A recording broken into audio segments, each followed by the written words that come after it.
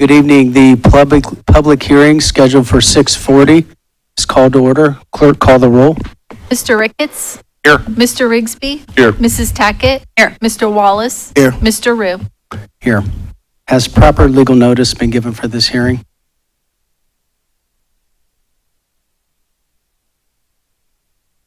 Notice of a public hearing for the purpose of considering the proposed amendment to the Melody Parks planned development for 409.3 acres located at 4025 East National Road was published in the Springfield News-Sun, a newspaper of general circulation within the city. Attached here too are true and correct copies of the legal notices published on February 5th, 2026. I move that the communication be ordered, received, recorded in the minutes, and filed. Second. Motion's been made and seconded. Clerk, call the roll. Mr. Ricketts? Yes. Mr. Rigsby? Yes. Mrs. Tackett? Yes. Mr. Wallace? Yes. Mr. Rue? Yes. Staff report. Good evening, everyone. The original planned development district was established in June of 2022. An amendment which added in 3 parcels to this was approved in 2024, and the applicant is requesting to amend the 2024 PD plan and text for Melody Parks development. The Clark County Comprehensive Plan shows this area as mixed-use high and low intensity, a mixed-use development that includes commercial and residential uses is envisioned for the subject parcels and will complement surrounding uses. City's zoning code was adopted May of 2025, and the applicant is proposing to clean up the text document to show current zoning classification language and also proposing other minor amendments. This text amendment will be applicable to all parcels included under this development, including all future subdivision phases. Due to the scale of project, it was decided by the applicant to submit a phase-wise subdivision plat map as the project progresses. Till date, there have been the following final plat approvals showing different phases as shown on this slide here, with the most recent being approved in January this year. The current request is to revise the plan and text as explained in the following slides. The sub-areas shown on the map are not the subdivision phases, and each subphase has its own development standards. There is a copy of red line text enclosed with case packet. Out of the 8 sub-areas, 5 show revisions. Sub-areas 3, 4, and 8 do not show any change. Sub-areas 5, 6, and 7, highlighted on this slide, show addition of low-density multifamily use. Multifamily use, as proposed in sub-area 7 and seen on the map, is not along Titus Road, except for the area as shown on this slide here. Written reports from city staff show no concerns. City Planning and Zoning Division recommends approval with notes. This proposed amendment is applicable to all parcels included in this development, including the subdivision phases. Parcel numbers are subject to change as the project goes through subdivision plats or lot split. In regards to project phases, the final phases for project shall match the approved preliminary plat and PD development standards. Any future plat submissions will have to comply with building and site standards as stated in the most recently adopted development standards documents. Overall recommendation is approval of applicant's request to amend the PD plan and text as presented. Any amendment or modification of an established PD district requires recommendation from the applicable planning board and city commission's final decision. Applicant's request was heard by CEDA Regional Planning Commission and was recommended approval with 4-2 votes. Thank you. Is the applicant present? Yes. If we could hear from the applicant, please.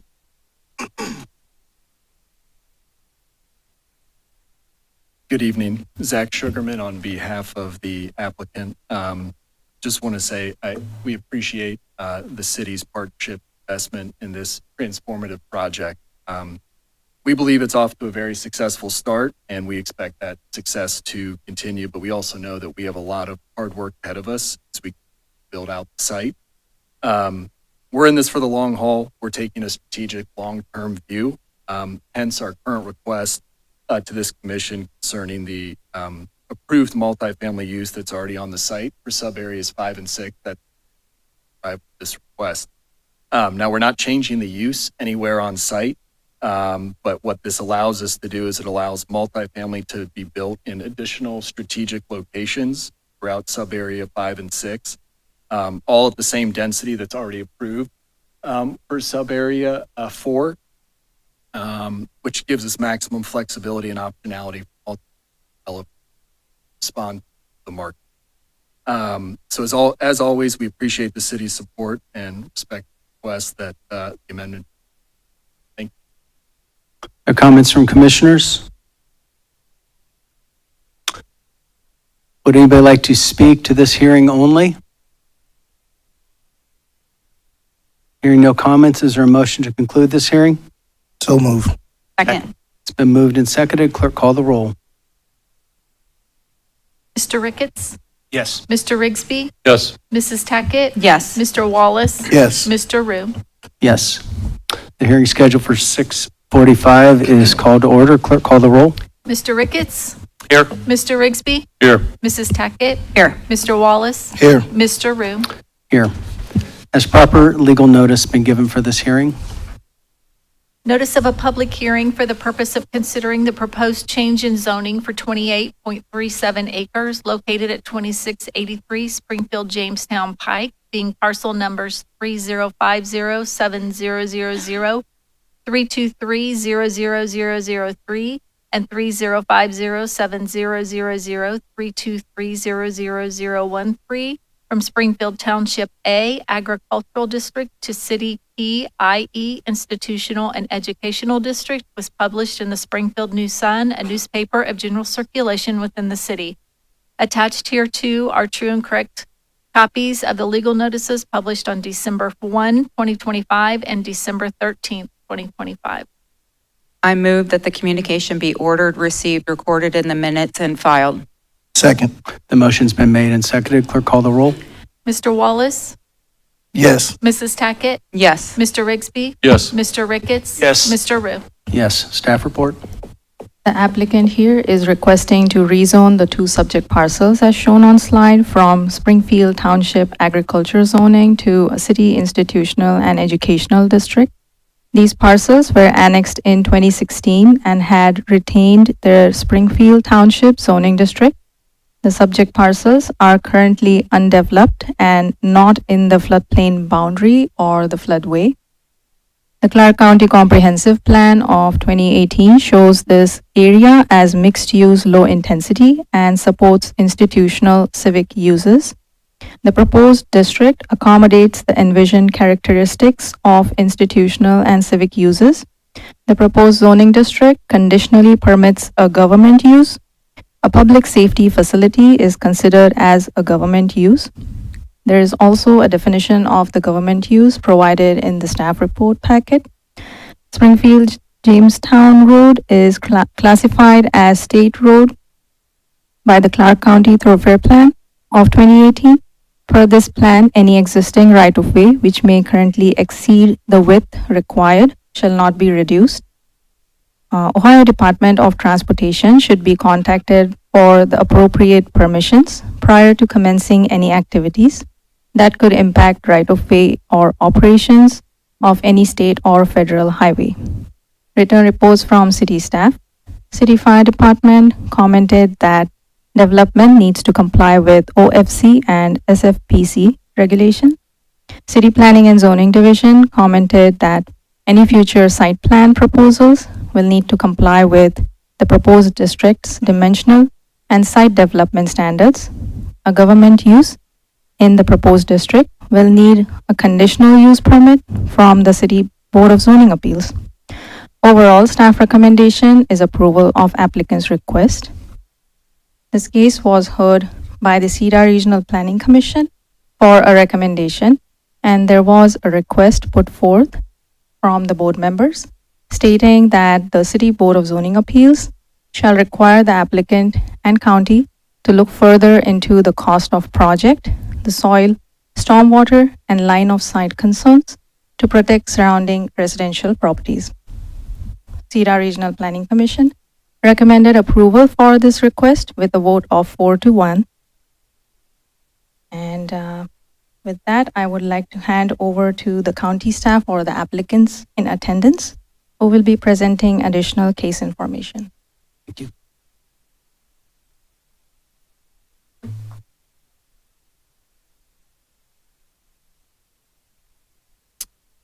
Thank you, Charles Patterson, Clark County Commission. Appreciate the opportunity to speak with the commission this evening. The current property status, we have not purchased the property yet. That would not have been appropriate at that time, obviously. So we have a letter of intent to purchase this property based on, at that point, over 8 months worth of work, plus the several years prior to that, looking for the right property to be able to do this. We also are having a letter of intent to acquire 2 additional properties that are not part of this rezoning, but are between a large parcel and Route 72. Our closing is contingent on doing due diligence. One of the steps in that, of course, is making sure that it is approved for the zoning change to be able to do this. 4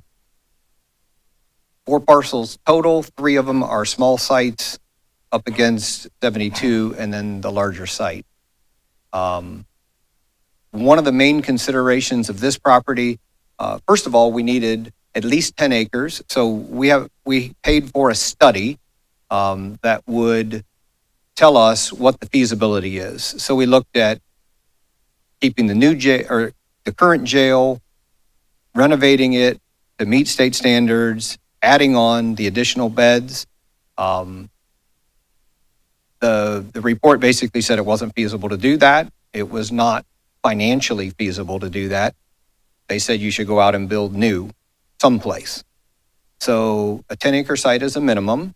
That allows us to build on one single floor. It allows us to double the capacity of the jail, which is along the lines of what the feasibility study told us as well. They said somewhere between 450 and 750 beds is what we would need for the next 20 to 30 years. We picked the lower number, obviously, because 750 is way outside of what we thought we would ever need, even in 20 or 30 years here. So we needed 10 acres plus, and we certainly understand that wherever we put this in the city of Springfield, there's going to be pushback. And so we wanted to have plenty of room to buffer around this facility so that we had and we'll talk a little bit more specifically about buffers, but we wanted to have plenty of room to do that. Also, plenty of room to be able to center the building or make it closer to the road and be able to add, since they did say between 450 and 750, we have enough acreage here. If we need to add another wing or another pod, we have the ability to expand this jail in the future so that we're in 20 or 30 years not standing here talking about this same thing once again.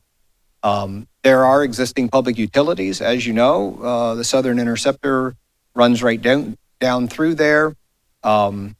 Access, we believe that if we're going to locate a public safety building, that we need to have the sheriff's office on that site. So wherever we put this, we're committed to putting 24/7 law enforcement on that site, in addition to the corrections officers who would be there, obviously 24/7 as well. Direct access, of course, to 70. We can get west on 70. We can get north on 68 within a couple of miles.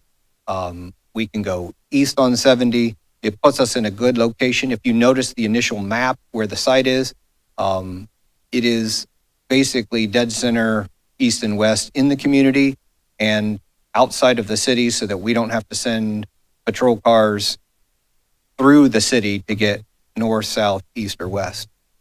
So that's about public safety as well, right? So we don't have stoplights and 35 mile an hour we can get up on the highway and go when we need to go. We looked at quite a few sites, and we'll talk about that in a little bit. It is compatible, as was stated earlier in the presentation, with our comprehensive plan. 72 is one of those corridors that is prime. It has utilities. It has a state route. It is a place to begin to build away from as we expand the city limits. At this point, we have over 20 different sites that we've evaluated, looking for the best place for us to be able to locate that. And at this point, I'm going to turn it over to Sheriff Clark. Thank you. Good afternoon. I'm just going to real briefly talk about some of the site selection processes that we wanted to do.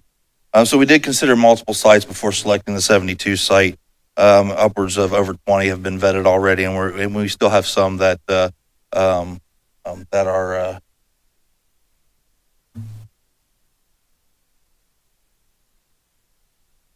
Okay.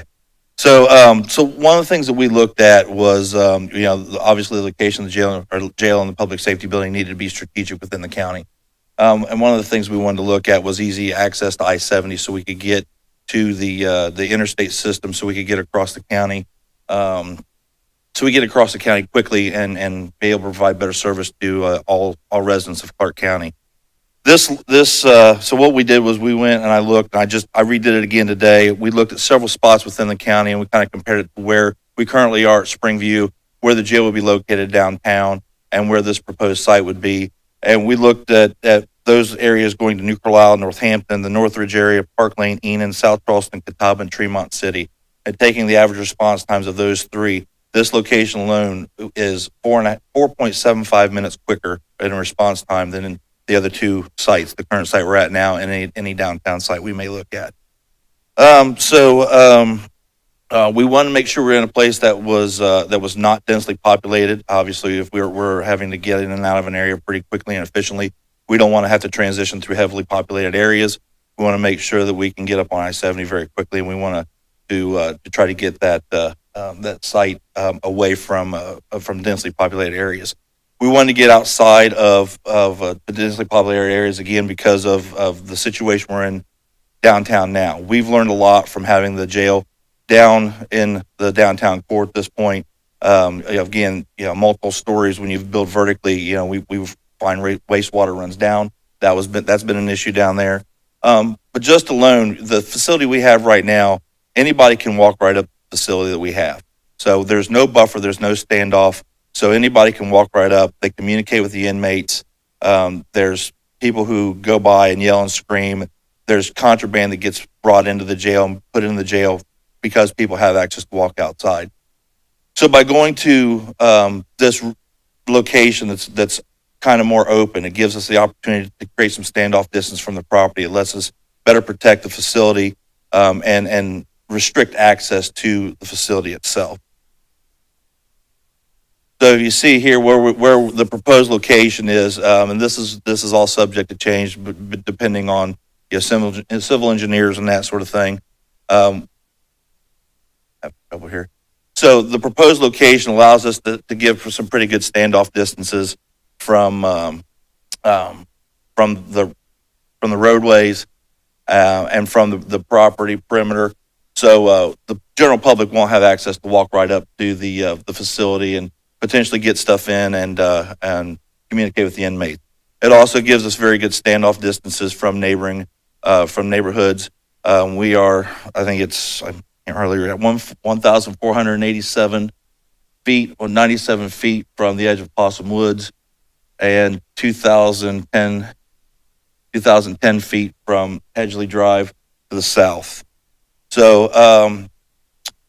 this is the facility that proposed, the artist rendering of the facility that we're looking at. Again, anything here is subject to change depending on architectural design and that sort of thing. So that's what we're looking at. And the reason we do this, we visited several facilities when we came to prepare for this. We were looking to where to put it and how we wanted it to look. And what you're seeing is Warren County. Warren County is one of the sites that we tried to model off what we want to do from Warren County, how their layout is, and where their where they're positioned within their community. And as you can see here, the where the Warren County Jail is a thriving community around it. 685 feet to the east is a subdivision. 1,150 feet west is another subdivision. 985 feet south is another subdivision, and it's 257 feet from an elementary school.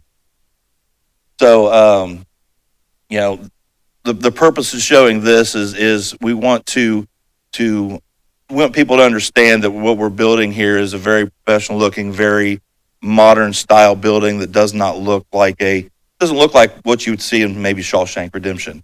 So we want people to understand what we're looking to build, and we're wanting to build something that will fit into the community and look professional, and look very nice.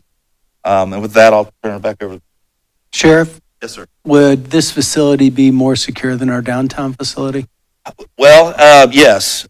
This facility would be a hardened facility. There will be no inmates that will be outside of the facility. We don't have that now. In 2018, we did, prior to 2018, we had an outside facility underneath the jail. And there were some escapes from that fenced-in area. There's been no escapes from the inner hardened area of the jail since its inception that I'm aware of. But this facility, there will be no inmates on the outside of the hardened structure. And the facility that's downtown has the outside facility has been since removed. So yes, this will be a more secure facility. Any inmate transfers will take place in a multi-vehicle sally port that is also secure. So at any time there will be no inmates on the outside of the facility.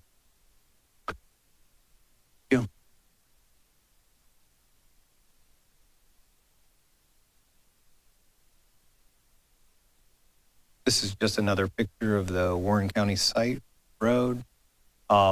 Is the London Correctional Facility similar to what we're seeing in Warren? I understand there's new. No, they're not, very maybe different. not by look, but I understand there's new housing developments going up now near in similar distance to what we see in Warren. Is that accurate when you were researching this? Yes, that is accurate. That's a state Okay. prison and not a local jail. So they have I see. multiple facilities. They have a big fence around it.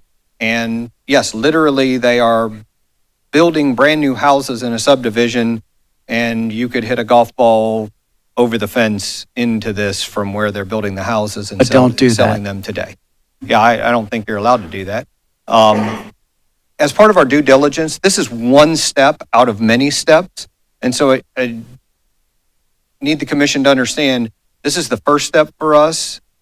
If this is approved, the next thing we have to do, we have approximately a $4 million grant, just less than $4 million, coming from the state of Ohio. They have agreed with us, especially with their jail inspections, that we don't meet many of the standards, that we need to continue with this project. Now, obviously, the public said we don't want to fund it by raising our taxes. And so we've had to take a step back. This is not going to be done in 3 years. It's going to take several more years for us to be able to collect the money. The project is not going to be the scope it was before. Obviously, we're going to have to build something smaller because we don't have that additional money. So we understand that. But the state said, here is almost $4 million. We need you to go ahead and keep this process moving. So purchase the property and then start to do the other things that we have to do. So we have to go to, if this is approved, we have to go to the Board of Zoning Appeals. And that's where we talk about things specifically about, well, what does the buffering look like? And we're committed to the buffering, but we're happy to listen to the Board of Appeals. We're happy to listen to the neighbors around it and see how can we best do that? What is the right way to do that that's appropriate for not just now, but long term?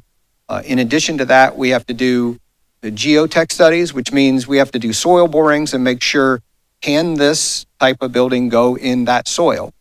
We have to do drainage studies. We have to do a traffic study. As was said earlier, we'll have to hire companies to come in and do that and make sure, can this exit and enter onto State Route 72? Is it appropriate? Are the sight lines correct? What would have to be done to make sure that those sight lines are correct? Because obviously we don't want to build something that puts public safety in jeopardy when we're trying to do the opposite by building a larger jail. And we would also have to come back to you and annex the other two smaller properties that border on 72 to make that work. There's also a property that's actually surrounded on three sides. We continue to talk with that homeowner. One of our staff is in communication almost weekly with that individual to make sure that they have the most up-to-date information and to build a rapport with them. If they choose to stay, they can do that, and we'll do everything we can. If they choose not to stay, we'll work with that person as well to make that right. Commissioner, if we could go back, you brought this up, so I'm going to ask, you brought up the vote, and I believe that you as a board examined, analyzed the vote, did a survey recently, is that right? That is correct. Okay. And We then don't have what was the- your analysis of the vote? Was based on tax, based on location? I don't have the final results of that in front of me, but most people didn't want to pay more money, and about half of the people said that they didn't like the location. Of course, that's one-sided because there wasn't, okay, do you like this location or this one? It was just, do you like that location? I would tell you that we're committed to put this because state law says the sheriff's office is supposed to be in the county seat. So we're committed, and Springfield's the county seat, committed to putting these two things together in the city of Springfield. Now, there are hoops that we could potentially jump through, and the state would waive that for us to be able to move this outside the city. We don't want to do that. We don't intend to do that. What that means is that we need to have some plot of land, 10 plus acres, inside the city that meets our requirements that you zone appropriately for us to move forward. Comments from commissioners? I have a quick comment, question. I've actually been downtown when your officers have had to respond to the west end of the county, and it's no fun seeing them trying to go up North Street in a hurry. Just out of curiosity, how much of the population is west of city or our county that you service? Do you have a percentage of that? I mean, is it Approximately 25 to 30% of Clark County lives to the west of Route 68. okay? So that's why you really need this access to SIP. That's what I mean.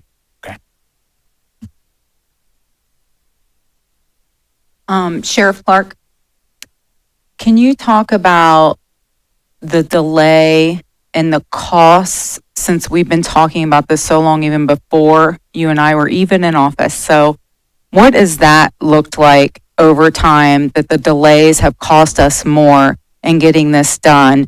And if it doesn't get done, some of the costs related to that will increase for the taxpayers?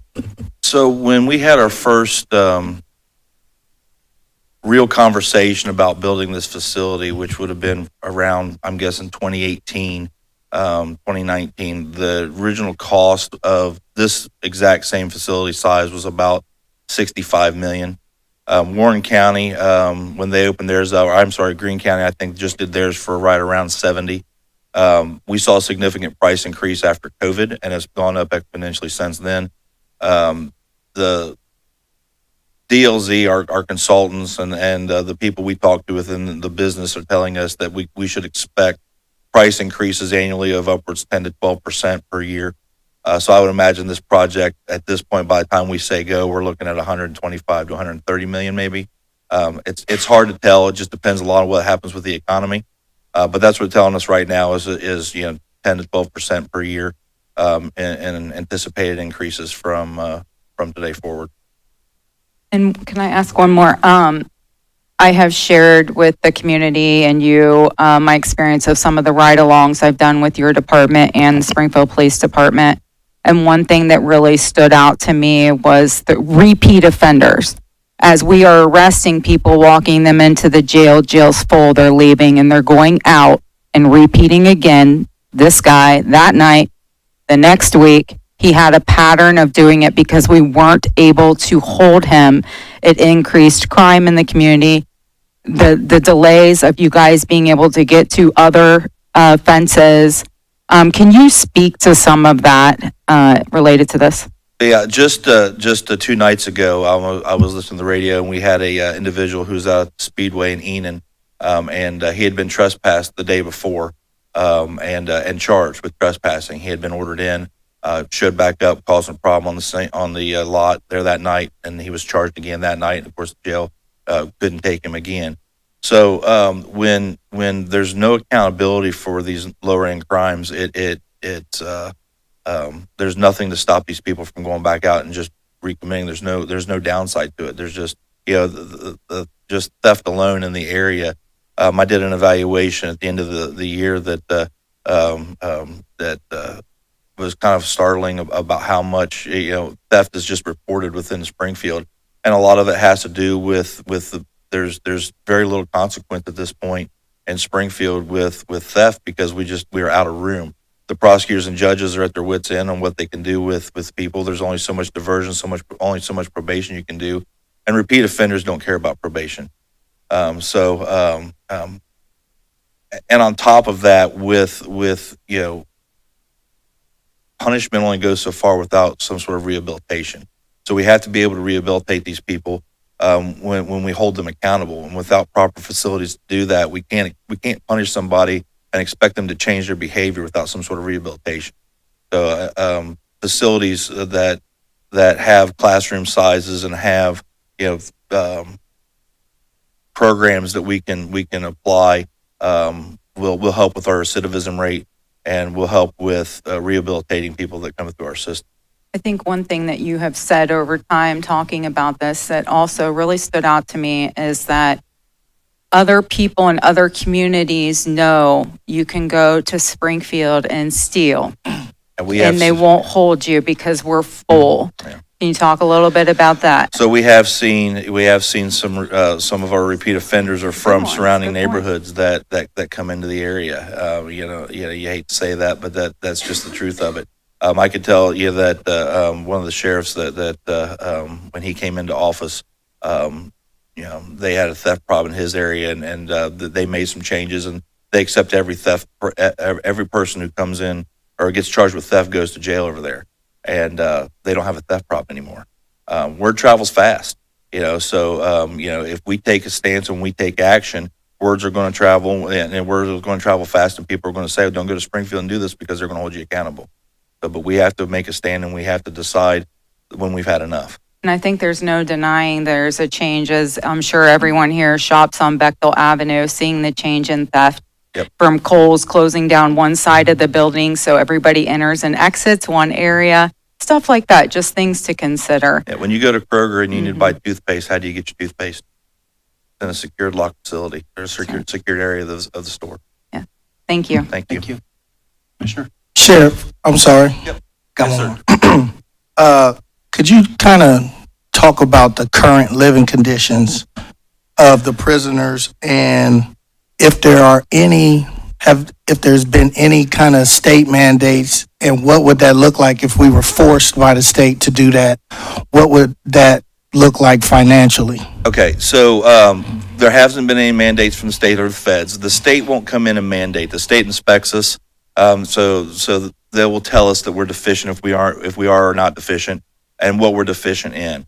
The state of Ohio, I'm not aware of the state of Ohio coming in and mandating anybody to build a jail, anything like that. What generally happens is through a civil suit of some sort, a judge will order the county commissioners and the sheriff to comply with current state law, the Ohio minimum jail standard, or be found in contempt. And that's generally what prompts it. Say, well, you have to do something. They're not going to come in and tell us we have to build a new jail, because then that means they're probably going to have to fork over some money to do that. But they're going to tell us that we have to comply with existing state law, and we should comply with existing state law. So right now, when I came in this morning, the jail count was 195, and that's actually pretty low for us. The jail's rated to hold 164 by Ohio standards. My average daily population for 2025 was 200 inmates.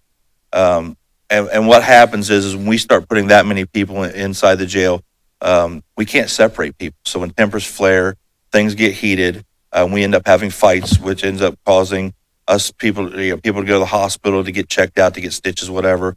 It creates a hoarding situation. People hoard food, which brings bugs in, which brings other issues. They fight over food, or there's all kinds of issues that happen. Hygiene issues. When you've got 15 people on a pod that's supposed to be designed to hold 12, and the facilities are only capable of 12 people, that creates other problems. So stuff that we have to deal with every day down there. On top of that, there's a constantly maintenance issues we have to deal with pipe leaking and flooding and clogged toilets and broken ceiling tiles and broken tiles on the floor that are hard to repair, just simply because of the age of the building. One of the big problems we're faced with right now is the mechanical locking system at the jail that was put in mid 2015, 2016 is outdated. So the parts for this system to controls the doors, the locking and unlocking the doors is outdated. They don't mass make the parts anymore. So anytime one of these panels breaks that controls it, I have to special order it. So those panels are $1,800 a piece. We've replaced 2 since I've been in office, and there was 1 pending when I came in. It takes about 6 to 8 months to get them. They're $1,800 a piece. Luckily, we ordered an extra one. So just a couple weeks ago, the main computer that controls this went down, and that was another $6,000 to repair that, because it all has to be specially made. It all has to be handmade. So because it's an outdated locking system. But to update the locking system in there wouldn't be cost feasible. It would take, I couldn't even imagine how much it would take to update all the locks inside that jail. So those are the kind of things that we're faced with. Just putting a new roof on the jail that it needs is going to create upwards of a close to 7 figures just to put a new roof on the jail. So the costs are starting to nickel and dime us to death. Thank you. Yes, sir. Thank you. Sheriff, I Yes, sir. had just a brief question, sort of a statement question was, we spend a lot of time talking about low-level crimes that need to be incarcerated, those sorts of things. But I think we tend to forget the public safety aspect of it, that shoplifting can easily turn into assault, can easily turn into, we see it all the time. I know, I did a lot of years on the street in a different color blue, but still nonetheless. And I don't know how many times we went to see someone who was assaulted because someone else was robbing a place and it turned violent. And so when we talk about, well, these are just low-level offenses, it's public safety. It's public safety. Could you speak to that just a little bit? Sure. So the low-level crime that we're seeing, a lot of it is narcotic-based. So a lot of it's driven by narcotics. People are not going out to Home Depot and stealing a cart full of saws to feed their family. They're doing it to feed a drug habit.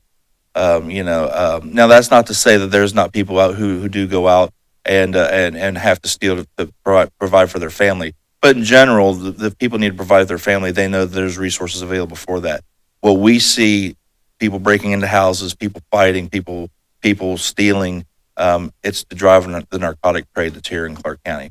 And narcotics is a huge burden on the taxpayer in this area, and it's all linked together. So yeah, these low end crimes lead to larger end crimes because the narcotics is what we're seeing drive the violent crime. Thank you, Sheriff. Thank you for the presentation. Are there any comments from the audience? If you would just please go to the microphone to your left or your right.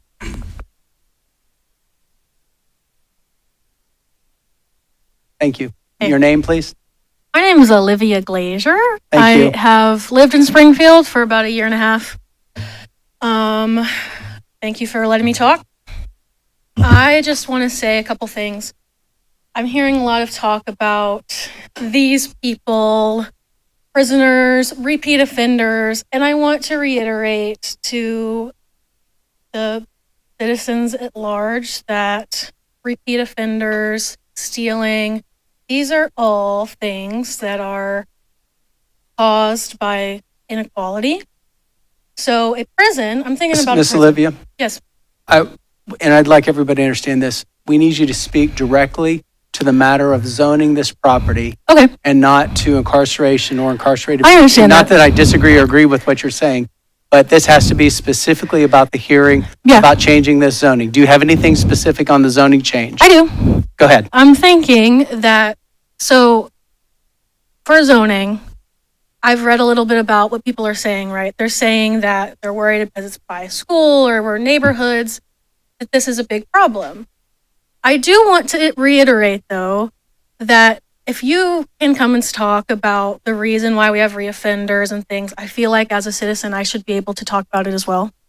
And so I just want to say that we have statistics, we have data that says that people that are like, the reality is of prison is it is not, it's a Band-Aid for something that is a deeper Ma'am, wound. No. I'm not disagreeing. What I am saying is you can actually make that comment and the comment you're talking about during our open comment period, but I need to hear specific comments based on the zoning location and what we're talking about. Okay, the zoning. Specific, not prison, Sure. not people being jailed, not incarceration, about the zoning itself. Sure.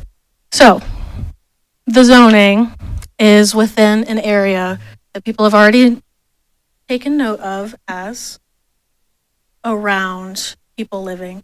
It's also, I mean, that is a huge chunk of land. That is a chunk of land that could be used for various other things, for housing for people, for a park, if it's by a school.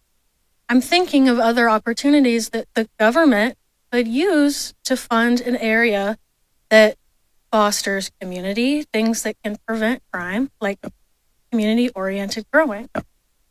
So, Oh, thank you. And the reason I'm also, because the city of Springfield does not build a jail. Right. We're not in charge of the jail. It's not up to us whether a jail is built or not. It's up to how we zone this property for institutional, for use of land to be able to build a jail. That's all. yeah, So- that's what I'm so- saying. I know, but this is about the zoning only, just zoning. Okay. So do you have any other comments about that? I Because guess there's other people I know that want to comment along with you, so I need to hear Sure. about this zoning. Okay, I can be done. Thank you. And I encourage you to fill out a comment card, and if you'd like to talk to us for 3 minutes about your thoughts, love to hear it. Next, please. Thank you. My name is Susan Sharp. I grew up in Springfield, and when I graduated from Wittenberg, I left Springfield because Springfield is a brain drain. And if we want to change that, and if we want to bring back and retain young professional families, we can't be known as the jail exit. And my husband and I came back 7 years ago, and we moved to Springfield Township because we heard possibilities of what was going in on that property. We heard Kroger Marketplace, we heard Menard, possibly a Kettering Health branch, and those were attractive options for us. We wanted to be near those things. If you had told us a jail was an option, we would not have moved back to Springfield. That does not attract young professional families. If you want to change Springfield, you have to change our reputation and how we look. Otherwise, Beaver Creek and Centerville are more appealing to families. And I know that we need a new public safety building. I am not disagreeing with anything the sheriff said. I know it's needed. And probably everyone in the county is saying not in my backyard, because that's what we're all lined up to say is not in our backyard. But there has to be another location where putting in a public safety building is an improvement to a backyard, because there are tons of dilapidated properties downtown. There are vacant lots downtown. There has to be something. It's hard to believe that every option has been exhausted in the downtown area, which would be close to the courthouse and the ER, which tends to be utilized, as he said, by the sheriff's office and the prisoners. So that's all I have. Thank you. Next comment, please. State your name.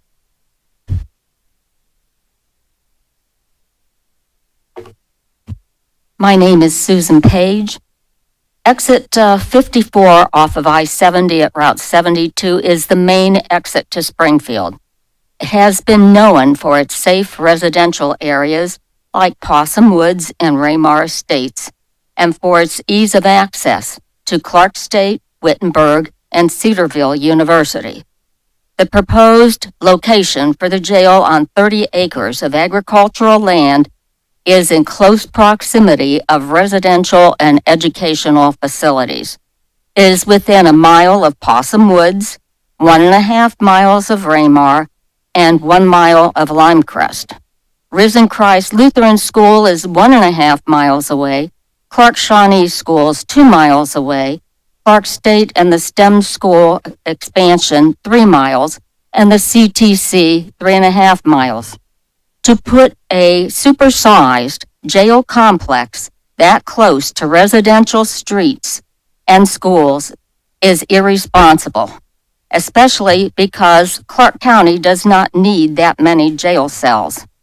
When I was on a committee studying the current jail several years ago and making recommendations to the city, we toured the jail, interviewed sheriff and police department members, workers, and jail inmates. We were surprised at how little space in the jail was cells. Most of it was taken up by police and sheriff's offices. Many of the inmates were juveniles who had been put in the jail for committing crimes like theft and burglary. We were told that renovating the jail would be too expensive, so then we looked at blighted areas in downtown in Springfield where a new jail could be built. But the police and sheriff's offices did not want to move the jail because they said it was close to the courthouse and made transporting prisoners to the courts safer and more secure. So then we suggested moving the offices for police and sheriffs, except for what they needed for security, to Springview, and getting another estimate for remodeling the jail into more cell space. But that didn't happen. To put an oversized jail in at exit 54, Route 72, the main exit into Springfield, would be destroying the view of the area as a safe place with educational opportunities for families who are looking at moving to Springfield. Instead, Springfield would be looked at as a high crime rate area where no one would want to live. There are safety concerns because of a rise in prisoner escapes using residential homes and schools for protection.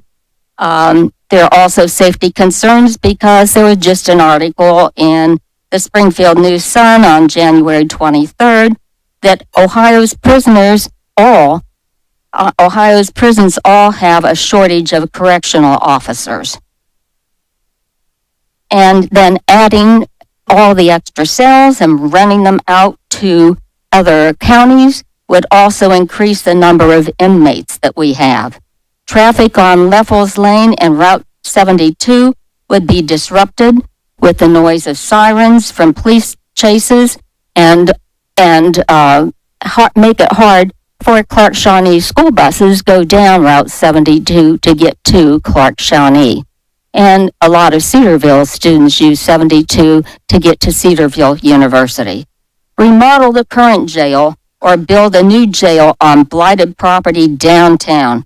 Clark County residents already turned down the jail on Route 72 by an overwhelming 78% vote. It's time Clark County and Springfield listen to its citizens. Thank you. Thank you. Next speaker, please don't applaud. Next speaker, go ahead. Good evening. My name is Marty, and I oppose the proposed rezoning of the South Limestone property. My primary concern is the impact this project would have on the surrounding residents. This property directly borders the backyards of 8 privately owned homes, and just 1 field away, there's roughly a dozen more homes whose rear property lines would face this facility. Placing a large public safety complex directly against established residential backyards, in my view, is socially irresponsible, and it's unfair to the families who live there. Statements have suggested that this facility may actually make the area safer. However, previous comments have described the inmates housed in Clark County as the worst of the worst. At the same time, residents have been told that when individuals are released, they cannot be forced into a vehicle and may leave the facility on foot. That means people could be walking directly through nearby residential areas and past private homes. For a facility of this type to be placed immediately next to established backyards raises serious safety concerns for the families who live there. Other county facilities have been cited as being located near homes or schools, but they're not comparable. In those cases, the facilities are not directly bordering private backyards. And at least one example, the nearby homes are part of a new development where the buyers get to choose to move there.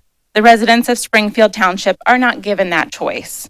Response time has never been presented as a problem with the current location or as a reason for the new facility to be built. At a public informational meeting, when residents raised concerns about noise, lighting, traffic, and patrol vehicles leaving on cause, an officer stated that deputies do not remain stationed at the public safety building during their shift, that they're already patrolling the county. So if that's the case, response time should not be used as justification for choosing this specific location. I also used Google Maps to compare route times from proposed sites to several locations across the county.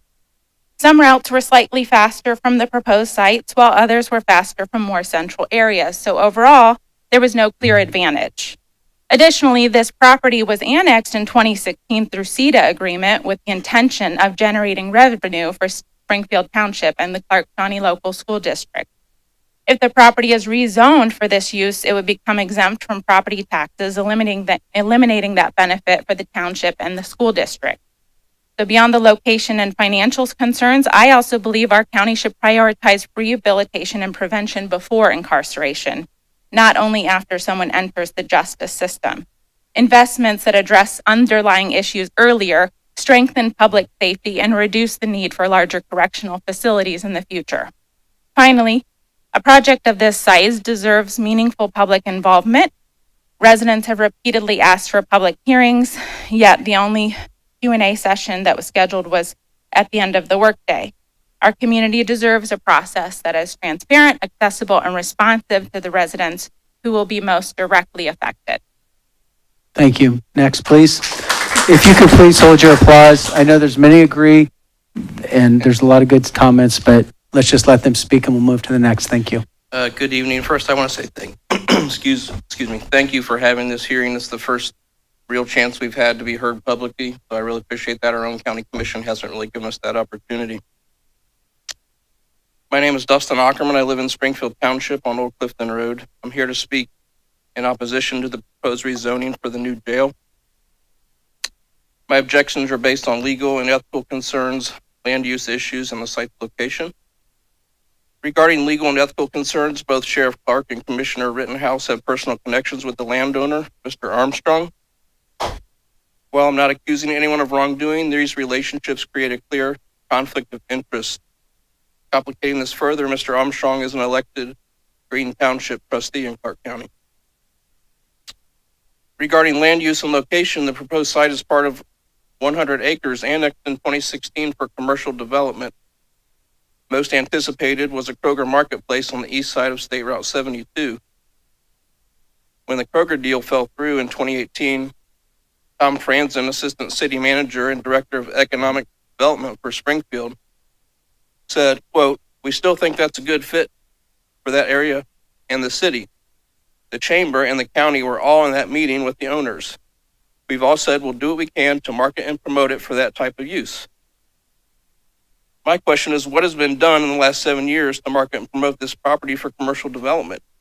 Commercial development would have benefited residents and directly supported Springfield Township through CETA income shares and the Clark County School District through property tax. The proposed jail risks undermining potential economic development for the remaining 70 acres. This site is also adjacent to at least 8 private homes and within 1 mile of 6 Springfield Township neighborhoods, including Limecrest, Possum Woods, Green Hedges, Raymar Estates, Shawnee Acres, and Fallen Timbers. Safety and logistics are concerns, including inmate release and ongoing transportation of those inmates. Moving the jail from downtown removes an important institution that supports law enforcement, business, and government operations.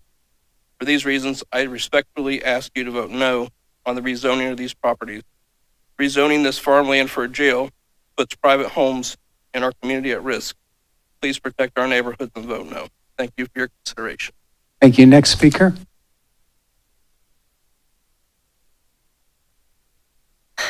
Hi, my name is Maria Lippincott.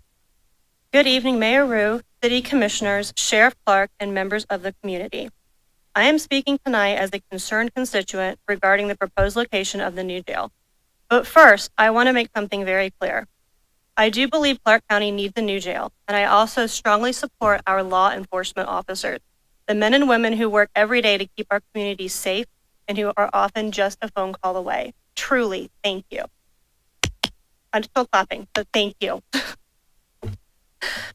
The site currently being considered sits in a rural residential area located near a large public elementary school and high school, along with several smaller private schools.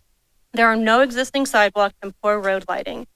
This presents a danger to released incarcerated people attempting to leave on foot and those without transportation attempting to visit their loved ones. The reason this land was even considered adjacent to the city is because nearby property was previously annexed and rezoned for what residents were told would be a Kroger marketplace. Many residents supported that project because it would bring tax revenue and provide a convenient grocery option for the community.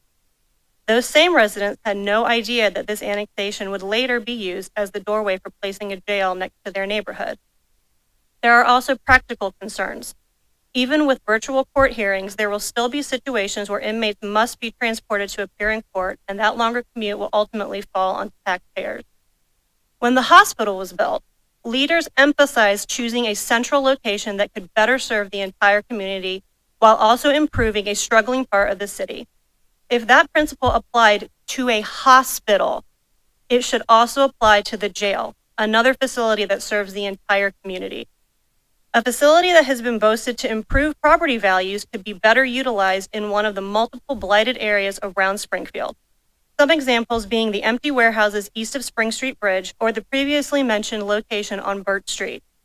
And finally, the landslide vote against this tax levy shows what the residents want more. We want transparency and more discussion about this issue. This community is not asking you to abandon the project. We're just asking you to slow down, reconsider the location, and include the public in a more transparent and collaborative process. I have also brought with me a petition signed with 378 signatures collected in less than 1 month from residents who oppose this location. That number represents far more people than can even fit in this room tonight. I would approximate that 90% of people asked were happy to sign. Decisions like this shape our community for decades, and the residents who live here will remember who stood with them when this decision was made. I respectfully ask the city commissioners to please listen to your constituents and vote no. Thank you for your time. Thank you. Next speaker.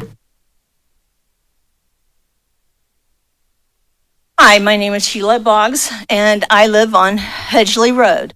I've been down here since 2018, and I moved where I did because I liked the area. I liked the quietness.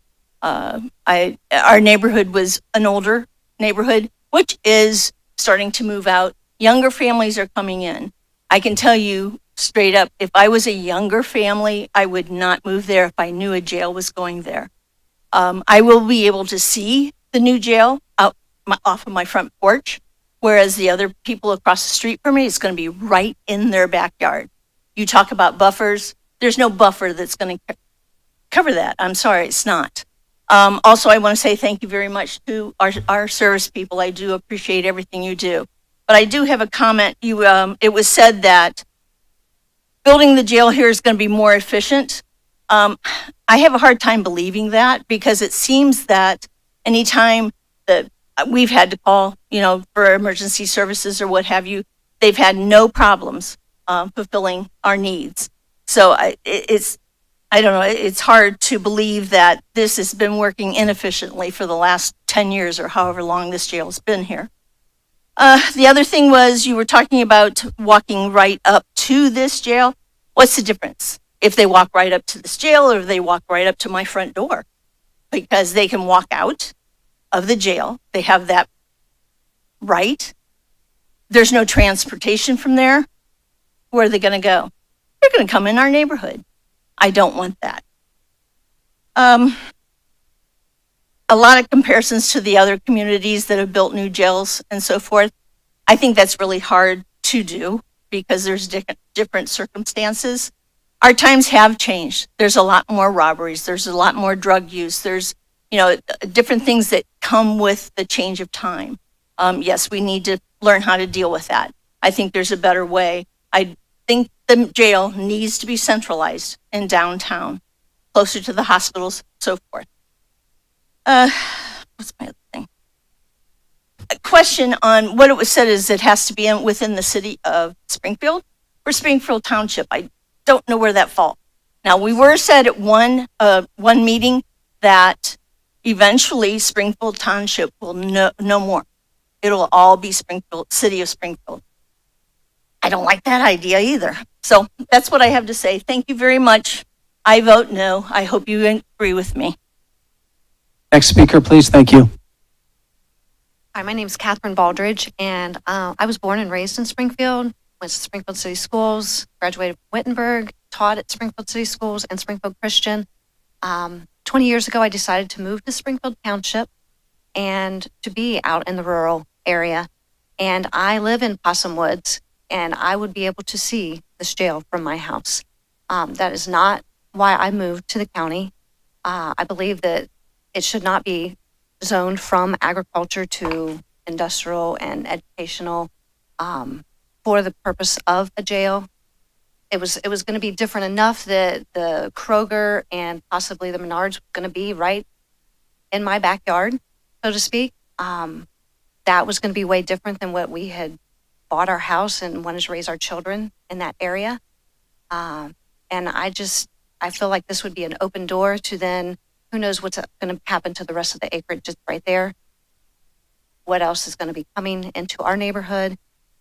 I know that we can never do that. We can't foresee the future, but we know what you're trying to do right now. And we don't feel like it would be safe for the lots of children in residential area where I live, and then also the schools and things around. So I would hope that you would also vote no for this rezone. Thank you. Next speaker, please. Hello, my name is Deb Dasher, and I live at 260 West Possum Road, and I've lived there, in the Possum area for over 50 years, and I moved there because I wanted to be there. I didn't want to be in the city of Springfield. And maybe I've got the cart before the horse here, but somewhere along the discussion, they talked about the floodplain and the due diligence of this whole process. So I don't know where the runoff situation and the water situation comes along, because when this concrete thing goes in and this building goes in and it's all flat now instead of up, there's going to be a lot of runoff. Well, I don't live 1,000 feet away from it. I don't live 500 feet away from it. My land touches all the way around it. So I don't have a lot of choice about where that water is going to go. So I just need to find that out. The other thing is, if this zoning is approved for this PIE, I don't know who's aware of what that means, because once it's approved, if this deal falls through, a home for the aging can go in there, a nursing home can go in there, an adult daycare center can go in there, an assembly hall, a child care center, clinic, a college or university, a community center, educational institution, major utilities and public service facility, park and recreational, professional office, religious land use, technical school, accessory building. Those are the things that could go in right now if this is approved. Then there's conditional uses that somebody can come in and say, well, we'll make these conditions that we can do this. So that's other things that could go in there. And then there's temporary uses. Temporaries, like I likened it to, okay, there is a flood and we need a heliport to get a helicopter in there to pick somebody up. That would be a temporary use.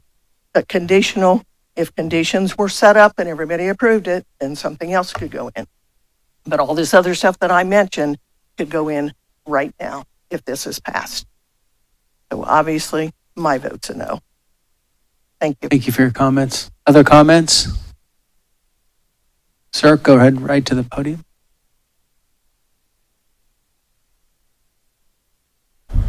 Yes. My name's Jeffrey Smith, and I've been a resident of Springfield since 2017. I'm not a native of Springfield, but I myself have grown up in what is statistically one of the most dangerous cities in the U.S., one of the top 10 most dangerous cities in the U.S. And I moved here to Springfield, to that neighborhood, because my property directly is adjacent to this proposed site. It will literally be in my backyard. Anyway, I moved here because it was quiet, because there was no riffraff, no who or whatever roaming the streets, nothing. That's why I came here, and I wanted to keep it that way. But for the most part, what I have been hearing so far has not been really convincing, as far as I'm concerned, as far, to this here project. And for the most part, there's been an absolute lack of transparency on this issue with the city officials and whatnot. Seems to be a lot of cloak and dagger, but behind the scenes with these some sort of backroom dealings. But anyway, my first notification of this was this past August. I received a letter in the mail stating that they wanted to build this proposed jail back there, and they did not consult with any of the residents there prior to that. They had a small private meeting a little after that, about a week or two after that. But nonetheless, they did not. We were totally in the dark. We had no idea what was going on with this until that letter arrived, and then soon after that, that was when there was media notification and things of that nature to come about of this. And also, as far as I don't think a lot of people are aware, but the owner, the one who currently owns that property right now, Mr. Armstrong, is he not a trustee of Green Township? Is that a conflict of interest in some sort of way? So I think that has some bearing in this as well. So there are a lot of moving parts in this and those moving parts are kind of sticky and filthy. And not only that, but this whole thing, since I worked really hard to get where I am today, and I don't want to be reminded of all the crime and filth and murder that I've moved away from when I come home every day from work. That's the bottom line. Thank you. We are not on the top 10 list for big cities or small cities in the United States of the most dangerous. So I just want to make sure that gets out there, Jessica. Yeah. Okay. Trying to listen to all of it. Go ahead, Diane. It can get confusing at times, can it not? Hi, Diana Daniels. I live on Hedgley Road, which is Green Hedges. We just call it Hedgley Road. The analogies that are being made between the facilities that you've looked at, like in Warren County, are different from our circumstances at the selected location or what you're proposing because of the topography. When you have a flat piece of ground, you can have great buffer zones by planting shrubs and situating the facility in such a way that it does not impact existing home sites, and can be situated in such a way that it does not impact new ones. The unfortunate thing is Possum Woods is on a hill. There is nothing, absolutely nothing you can do to mitigate the fact that there are going to be 12 homes that are going to be looking down on it like I'm looking down on her. There's no way that you can mitigate that. The safety issue is still a concern for me. Well, not really, because I can do 10 out of 10 right like that, no problem. So that's not an issue for me. The elephant in the room that is a concern to me is the timeline. And I say that because we're looking at probably 5 to 7 years before completion of this project. What are we going to do in the meantime? It's going to be awfully difficult to mitigate crime or to have some way of giving folks a timeout if it's going to take 7 years to get there. So that is a topic for discussion. I think that we haven't had that discussion. If we wait 7 years, where are we going to be in terms of our crime rate?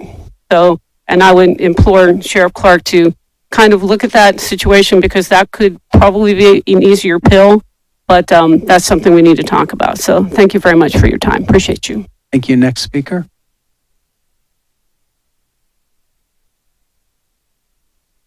Hello, everybody. My name is Kevin Elliott. Another one of the little men in the group here, but I'm definitely against this in my backyard. I reside in Raymar Estates.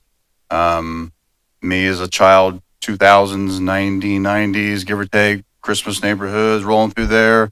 You know, fun, happy, pleasant place to be around. Obviously, it slowly died off a little bit, but we're trying to bring that back up. Trying to keep families out in the neighborhood. Shawnee Schools, my children both go to Shawnee Schools. And now we're looking at Shawnee School District 2, now having a problem too to operate. I know that's not really your guys' fault, but now that we're going to put a jail out there, I don't want to live next to that. That's definitely in my backyard. That's less than a mile away. And if you're going to release prisoners out there too, I worry about my kids them being out there. You know, so I'm not against anything to do with the Sheriff's Department. I have plenty of people, friends. Now I'm working at the school now at CTC, student resource officers. Everybody in the Sheriff's Department, we know quite a bit. I'm not opposed to that. It's the location. Take one of these dumps downtown, tear the block down, and build a jail. I mean, I don't understand what the biggest proposement is for 30 acres of land out there to only use 10, possibly, and then have another 100 possibly available to just destroy the outside of town out there. I used to live downtown. I had a dump street that I hated living there. Worked my butt off downtown, Bill Marines, for 22 years just to be able to move outside the township and then buy a nice house in a nice neighborhood and continue to have that nice neighborhood. Like I said, I do Santa Claus out in Raymar. You know what I mean? Like, I am Santa Claus. So me to do that and now go to have a jail out there and then run the neighborhood back down again, you know what I mean? There's a lot of pride out there in that side of town. If we can't have a Kroger's, why have a jail? You know what I mean? We had to drive through the dumps of Springfield to come even to get into town just to be able to have some groceries, or drive clear on the other side of town to get Walmart for groceries. You know what I mean? Like, let's put something that we could actually use out there instead of having a jail. And like I said, I'm not against the Sheriff's Department, not against the Police Department, anything like that. Just the wrong location. Thank you. Other comments? How everybody doing? I don't live out there. What's but your name, Oh, please, I'm sir? sorry. I'm Shane Ramey. I'm Thank sorry you, about Shane. that. I don't live out there, but I will speak for them because I understand their pain because I don't believe we need a county jail out there either. I think there's too many properties, there's too many brownfields in Springfield that we can use, but we're not looking at them because we're rushing to just do something that, you know, we want instead of what we need. There's a lot of places here we can build it, but as I understand it, we already gave the sheriff's office a substation out in New Carlisle, and we got them a facility over on Springview. And there's a lot of acres back there. What are they doing with that? What is going on out here? We don't need to rezone that. If we're going to rezone that, we got to make our city look better, make it look good, you know. Every city I go to, you go to another city, you know, there's things to do. There's nothing on Limestone. And we don't need a jail on 72, just right off the highway. That's an eyesore. And, you know, I ain't got nothing against law enforcement, you know. They know me, I know them, you know. But I don't have nothing against them. I'm just saying there's better spots in Springfield. Like we said, we got a lot of eyesores in our own city that we could use. Now, I heard Greene County was brought up. They built their jail back in the same exact spot. You know, they just took it and rebuilt it right in the same exact spot. They didn't move it nowhere. They made it better. We can do that too. We got a lot of spots. There's a big spot over there on, like somebody said, on Birch Street and Sheridan, all them spots. And, you know, it's right downtown. When you go over the overpass, you look on either side, there's a whole bunch of land here that we can build our county jail here. If we're going to rezone that spot out there by the highway, we need to have something that's going to bring jobs, something that's going to bring something in that helps the community, builds the community, not a display or a weaponry against the community. Like, this is what we do. No. We need something that says this is a good city. Come live here. We need a welcoming site out on 70, not a jail. I understand all the problems about jail and there's going to be crime and there's people and they need something better. I agree with that. But let's come to the community, you know, speak to the people and let's build somewhere. So, let's come to a common ground. Don't just try to force it on us. Like, oh, we're just going to build it here. No, there's a lot of spots you can build it. Might be cheaper in the city, That's all I wanted to say. Thank you. Other comments? Yeah, Other new just real comments? quick. Thank My you. name's Steve Hilliard. And earlier this evening, Commissioner Ricketts, you asked, I believe, the sheriff a question in regards to demographics, who live north of 78 or 68 rather, and west. Okay, I'm sorry. And the response was 25 to 30% that do. So completing that equation, that means that 70 to 75% of that same demographic does not live west of 68. And the other comment I have is, and as we all know, and we've all heard from time to time, in regards to the conditions of our prisons, they're not perfect by any means, but compared to most foreign countries outside of the U.S., they are country club. I mean, they're in a lot better shape than a lot of foreign countries. So that's all I have. Thank you. Are there any other comments for this hearing? Thank you. If you go to the microphone, state your name.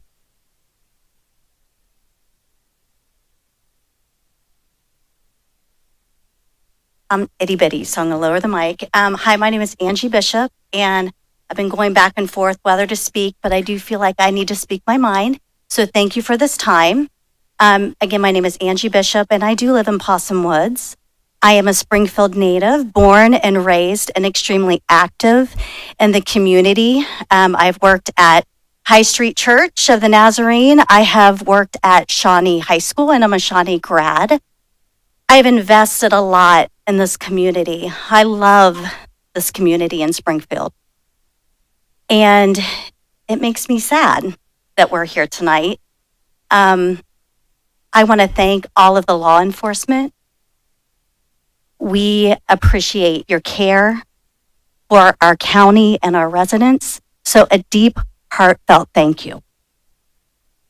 This is not an easy discussion to have, a lot of opinions. My greatest concern is for our children. Possum Woods, the neighboring neighborhoods are seeing an influx of younger families moving in. I personally have 2 grandchildren that live in my neighborhood in Possum Woods. I want to feel safe to know that I can walk the street and not encounter a criminal who was just released walking back to their residence. I want to be ensured that we can walk in confidence. And if we don't want to lock our doors at night, we can feel confident in knowing someone's not going to break in the night to cause us harm. We are entrusting you, the commission.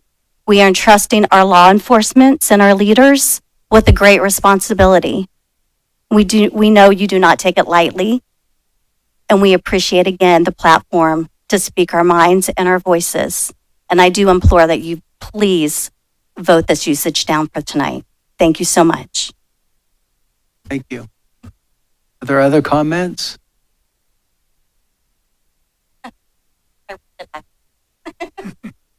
My name is Samuel Lawson. I live on Possum Road. I've lived out there since 1972. We moved out there because the city of Springfield at that time was starting to ignore the laws of their city. Loud noises, race cars, tearing up the streets and stuff. It's a very peaceful area out there. And the sheriff's department, where it's at, when they built that, it should have been built 5 stories high anyway, to have room for these criminals that our judges keep putting back on the street. We've got other institutions right here. Butler County, you can rent space down there and send some of our criminals down there. You pay, City of Springfield, the townships pay for the emergency people to carry Narcan. Let them die. You do not need to take care of these people that have no regard for the citizens of Springfield or this county. Repeat offenders are going to be repeat offenders. Sir, I need to make sure we're talking about the zoning Yes, only. the zoning. I hear your I don't opinions. want the jail out behind me. Thank you. I can hear 4-wheelers driving across that property. It's not secure. Yes. They come in from 72. They come in from down below. They do run their four-wheelers out there. And there are people that cross that boundary back there. I've seen them. I've called the sheriffs on them back in the 70s and 80s because they was back there just shooting off weapons and stuff. So it's not a secure area. No matter what you think out there, the city of Springfield has been trying to annex out around there to get tax dollars. And that's all you're trying to do. Thank you. No. Thank you. Just to be clear, the city of Springfield doesn't seek annexation. Private property owners have a state right to ask that their property would be annexed. And if it is a property that can be annexed to the city, we are legally obligated as a municipality, as a government, to answer that question with a yes or no, Okay. affirmative or That negative. invisible line down Clifton Road, so you could build that housing out there. That didn't go through. Matter of fact, you could have built that jail out there where you're building that housing project. There isn't anybody around there. Look, there is. That's true. Nobody but those houses that you wanted Okay, tax money. thank you. And screwed I- Shawnee. Okay, I don't think, anyway. Comments? Hi, my name's Kay Vasiliv. But Susan, you've already spoken. There's no need to speak more. Go ahead. Give us a long time. Go ahead. No, go right ahead. My name's Kay Vasiliv. I live out in Shawnee, lifelong citizen of Springfield Township. And I was very concerned when I heard that you're planning to build a jail out there. And I don't know about any of the rest of you, but I know my husband and I just got a big property tax increase in our bills here recently. And I just am concerned what's going to happen when I go to sell my property and all of a sudden my property isn't worth what it is now because there's a jail a mile away. That's my big concern. And also just make aware that no tax increases or levies or anything got passed this last time because of this issue. And if this goes through, I have a feeling there's not going to be very many more increases to come for a long time because I think a lot of people here feel like I do, and you guys are doing something we don't want. So, thank you. Again, just to be clear, this is just about zoning. Your comments were all about zoning, but we are not, the city of Springfield is not building a jail, okay? Other comments? Okay, is there a motion to conclude the hearing? So moved. Second. Been moved and seconded. Clerk, call the roll. Mr. Ricketts? Yes. Mr. Rigsby? Yes. Mrs. Tackett? Yes. Mr. Wallace? Yes. Mr. Rue? Yes. Public comment period for the city commission is called to order. Clerk, call the roll. Mr. Ricketts? Here. Mr. Rigsby? Here. Mrs. Tackett? Here. Mr. Wallace? Here. Mr. Rue? Here. City commissions remain committed to creating a conducive environment for constructive and productive dialogue and engagement for our community. Those wishing to speak need to fill out a public comment card and provide their name and address for public record. The state-issued ID and driver's license must be provided when filling out the card, and only those residing within Springfield and Clark County will be permitted to speak during the public comment period. Comment cards will be accepted up to 15 minutes after the start of this time. Those who are determined to provide false information will not be able to speak at this meeting or the next regularly scheduled meeting. Truly are committed to making sure meeting environment is where we can have the opportunity to share thoughts, ideas, and concerns while we fully respect the First Amendment right of all individuals. Disruptions or any kind of conduct that impedes an orderly progress of the meeting will not be tolerated. Should any individual be escorted or asked to leave due to disruptive behavior on 3 separate occasions, they will be notified that they are considered trespass and barred from attending future further city commission meetings. As a reminder, the citizen participation guideline allows on legislative agenda items. Each citizen may comment up to 3 agenda items per meeting with a total speaking time of 3 minutes for all agenda matters. The only comment card I have is Mr. Shane Ramey. How everybody doing? I don't know if you guys handle the traffic camera. I mean, not cameras, but traffic lights. But they're taking that traffic light that in where Columbia and Lagunda meet, and it's very dangerous right there because there's a building on the corner, and you have to ease out over the double lines where they have for the stop sign. And I've seen a lot of near accidents. I live in that area. There's there's a lot of kids in that area. There's no crosswalk or whatever. I don't know why they want to take that light down, but that light is very necessary, like as far as safety thing is, because when you're coming up Columbia, you have to ease out, and it's not like a straight four section. It's like a curve right there, and you have to ease out past this building that's on the corner, and you're over all three lines. You know, you got the solid and the two crosswalk. You have to go on the crosswalk to even see the traffic coming from Main Street, coming down the hill on Lagunda. So I would suggest that if they put that light back up, because that is a very, very, very dangerous intersection, because you got the traffic coming down Lagunda, and you don't know if they're going to turn right there and come up Columbia to go to the overpass, and you got to go around this building to see. So it's very dangerous right there, and there's a lot of kids in that area, and there's a lot of our Haitian people in that area too, and they're not up to the traffic speed. So that I just want to know if we can put that light back. I don't know if y'all are responsible for Mr. that. Hack? So that light did not meet warrants, which is a standard set through ODOT on whether a traffic light is required at a signalized intersection. And so part of the evaluation process, though, is exactly what we're going through, which is it was signed that light was going to go. It was flashing for a period of time. Now they're bagged, and our staff and engineer are evaluating that to see if that light can be removed. So that is the steps and process. So I appreciate your feedback and comments on that. And we'll take note of that as part of, again, that evaluation process that is a part of looking at traffic signals and whether they can or cannot be removed. Okay. Thank you, sir. Thank Thank you. you. John. Thank you. Thank y'all for your time. Tina Siebold.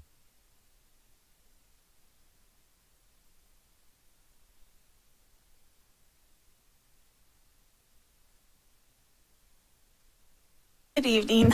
I just wanted to, I just wanted to tell real quick that I just have a lot of empathy for the city commissioners. I thank you for all the work that you're doing. But I was at the county commission meeting last Wednesday.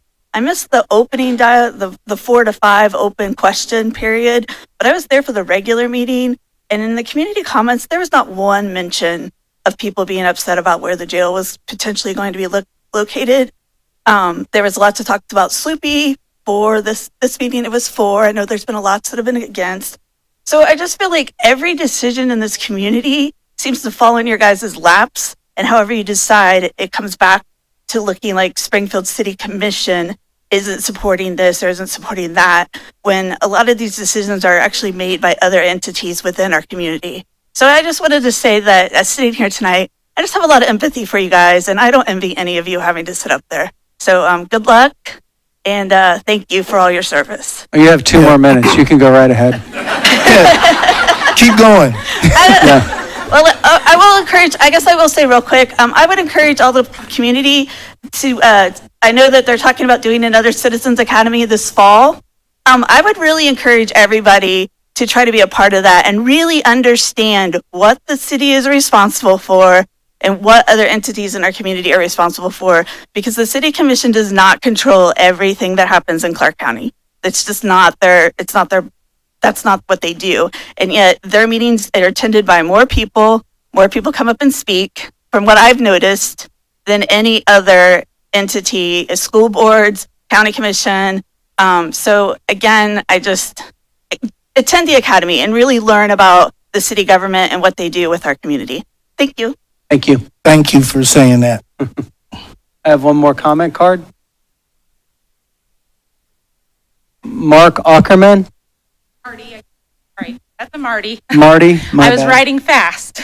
Sorry. Marty, thank you. So, just a short thing I forgot to mention earlier. So, I just wanted to add that as a resident of Springfield Township with the proposed location, the concern is especially important because of the several recent developments that we've had. There's like 4 recent developments that the township already is, we don't get the taxes, the property taxes, because due to the TIFs and the CRAs, they redirect or reduce portions of the property tax revenue, which would otherwise go to the township and the school district. And so I think because of that, residents are particularly sensitive to the decisions that further reduce the tax base intended to support our local services and schools. And I hope that you will also consider that. Thank you. Of course. Thank you. Okay, is there a motion to conclude the comment period? So move. Second. It's been moved and seconded. Clerk, call the roll. Mr. Ricketts, Yes. Mr. Rigsby, Yes. Mrs. Tackett, Yes. Mr. Wallace, Yes. Mr. Rue. Yes. We'll be taking a 3 to 5 minute break. Thank you for being here. We'll continue with our formal meeting after that.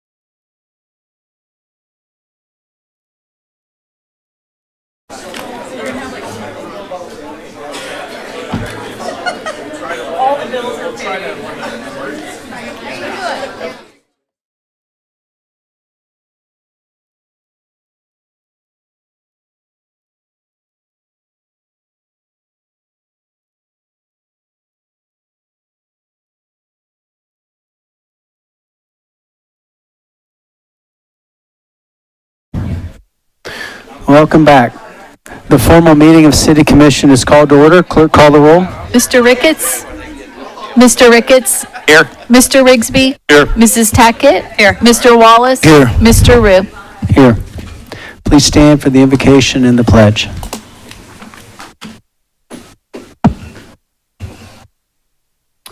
God, we thank you that we get to come tonight and help govern this city, and I ask that you would give us wisdom and that you would give our city peace. In your name, amen. Pledge allegiance to the flag of the United States of America and to the republic, one nation, God, indivisible, liberty, justice.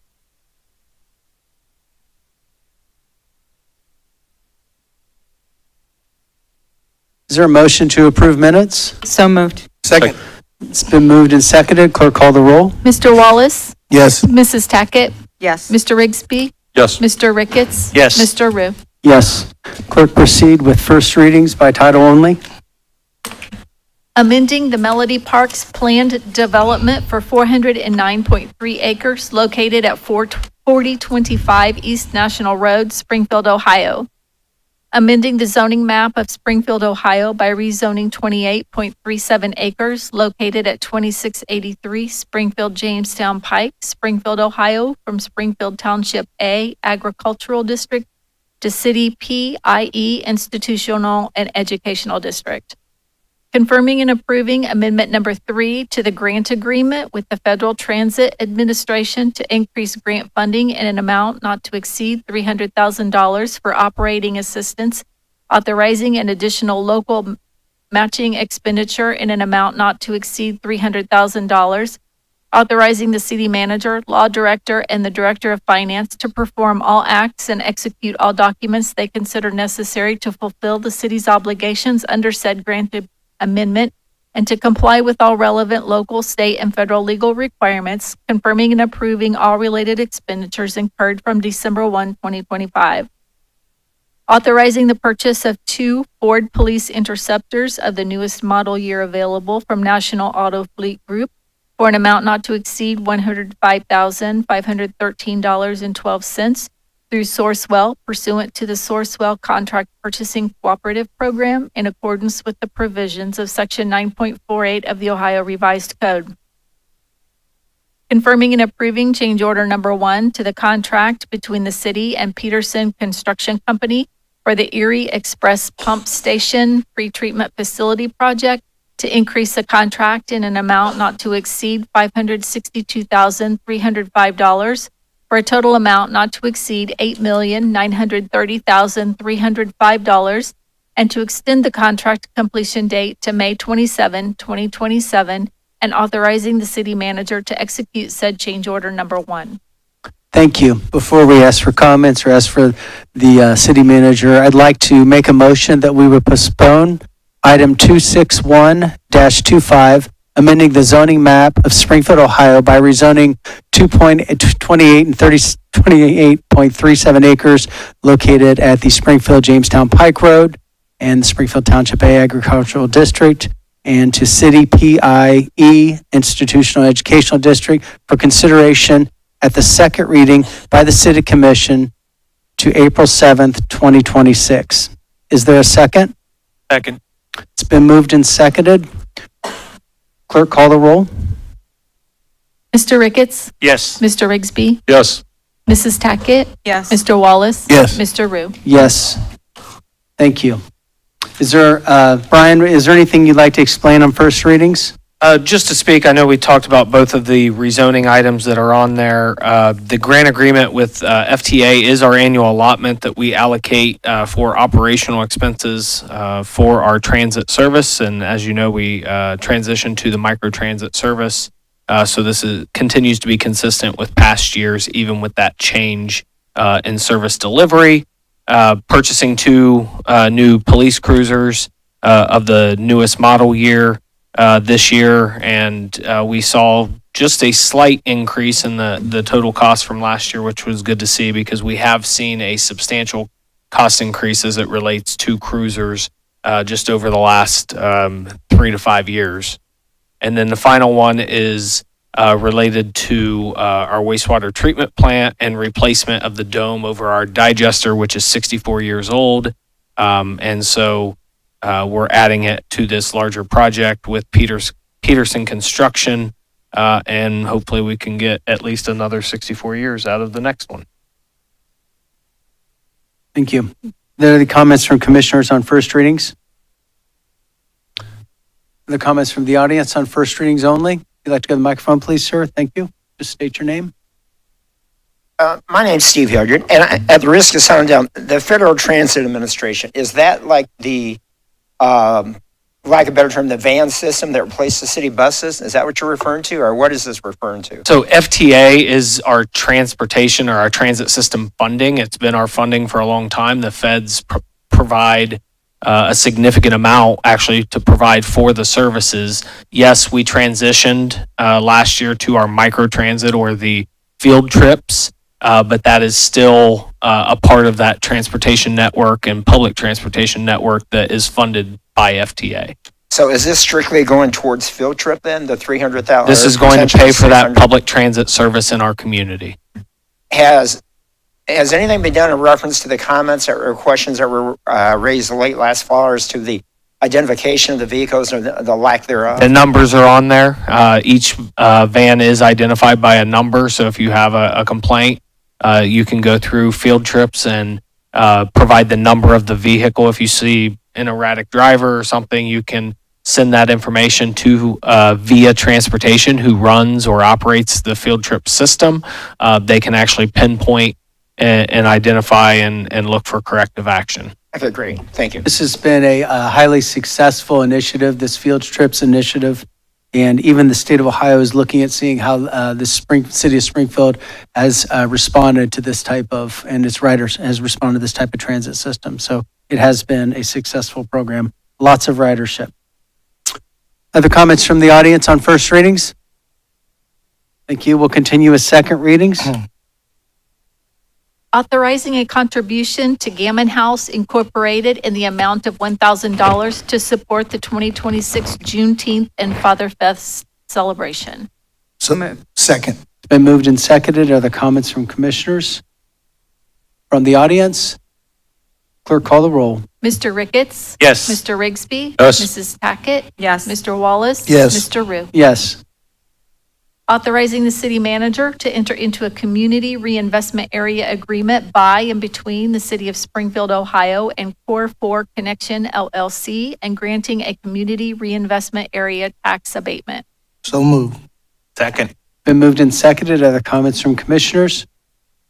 From the, Andy? Yeah, I just wanted to say I'm really glad to see that this is happening. I think this was a result of maybe some miscommunication.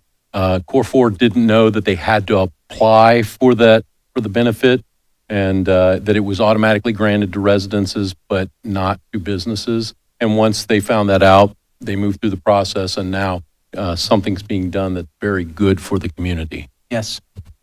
The comments from the audience? If you go to the microphone, please. This will be your second. Yeah, the dollar amount. I was just curious as to the tax, there's the area tax abatement. What type of dollar amount are we referring to? You want to explain this? So it's a 15-year, 75% tax abatement on the improved value. So what happens is the auditor will set an improved value based off of the improvements that the owner made. So there was a base tax valuation. They'll continue to pay that. And then when the auditor assesses the property, which they probably have not finalized that assessment or that new assessed value since the project was just recently completed. And then that will determine how much benefit they receive for their investment on the project. So they will continue to pay the base value of the land in the building that was there. They will see 15-year, 75% tax abatement on the improved value that is generated from the improvements they made. Okay, thank you. Thank you. Clerk, call the roll. Mr. Rigsby? Yes. Mrs. Tackett, Yes. Mr. Ricketts, Yes. Mr. Wallace, Yes. Mr. Rue. Yes. Approving general salary increases for non-bargaining unit employees pursuant to Section 175.03C of the Codified Ordinances of the City of Springfield, Ohio, and authorizing the city manager to do all things necessary to implement such increases. So moved. Second. Been moved and seconded. Other comments from commissioners? From the audience? Clerk, call the roll. Mrs. Tackett, Yes. Mr. Ricketts, Yes. Mr. Wallace, Yes. Mr. Rigsby, Yes. Mr. Rue. Yes.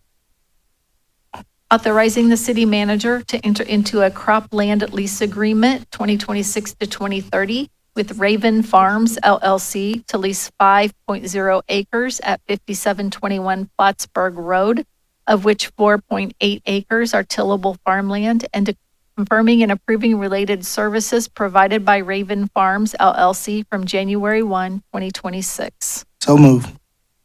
Second. Been moved and seconded. Other comments from commissioners? From the audience? Clerk, call the roll. Mr. Ricketts? Yes. Mr. Wallace? Yes. Mrs. Tackett? Yes. Mr. Rigsby? Yes. Mr. Rue? Yes.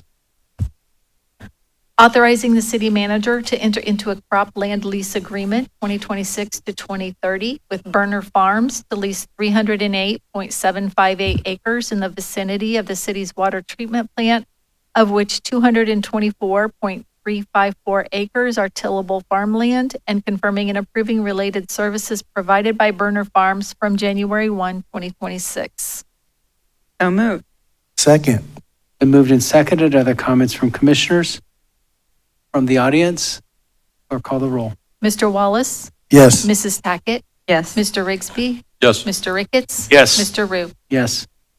Authorizing the city manager to enter into a cropland lease agreement 2026 to 2030 with Clark's Farm Market LLC to lease 103.889 acres in the vicinity of the city's water treatment plant, of which 99.159 acres are tillable farmland, and confirming and approving related services provided by Clark's Farm Market LLC from January 1, 2026. So moved. Second. It's been moved and seconded. Other comments from commissioners? From the audience? Clerk, call the roll. Mrs. Tackett? Yes. Mr. Rigsby? Yes. Mr. Wallace? Yes. Mr. Ricketts? Yes. Mr. Rue? Yes. Authorizing the city manager to enter into a cropland lease agreement 2026 to 2030 with Clem Farms Limited to lease 37.99 acres at the Springfield Beckley Municipal Airport, of which 34.89 acres are tillable farmland, and confirming and approving related services provided by Clem Farms Limited from January 1, 2026. So moved. Second. It's been moved and seconded. Other comments from commissioners? From the audience? Clerk, call the roll. Mr. Rigsby? Yes. Mr. Wallace? Yes. Mr. Ricketts? Yes. Mrs. Tackett? Yes. Mr. Rue? Yes.